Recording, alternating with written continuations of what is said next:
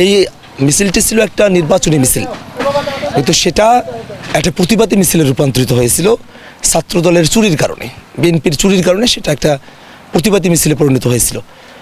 আমরা 24-এর অভ্যুত্থানের মধ্য দিয়ে যে নতুন একটা বাংলাদেশ পেলাম, সেই বাংলাদেশটাকে নতুন করে গড়বার যে স্বপ্ন, সেখানে বিএনপি এখন বাদ সেজেছে।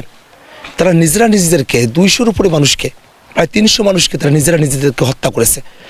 এখন যেহেতু রংপুর 4 কাউনিয়াপুর কাছে আসনে শাপলাকুলের একটা জোয়ার তৈরি হয়েছে, সে কারণে তারা এখন শাপলাকুলের মিছিলে হামলা করছে, মাইক চুরি করে নিয়ে যাচ্ছে। কিন্তু বাস্তবতা হলো যে এখানে মাইক চুরি করে হোক আর যান নিয়েই হোক না কেন, শাপলাকুলের বিজয়কে এখানে ঠেকানো সম্ভব না।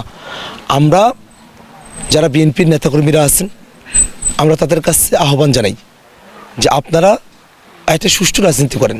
এখানে আপনারা আমাদের নারী কর্মীদেরকে হেনস্থা করেছেন, আমাদের একজন সমর্থককে মাথায় বাড়ি দিয়ে আপনারা আহত করেছেন, রক্তাক্ত করেছেন।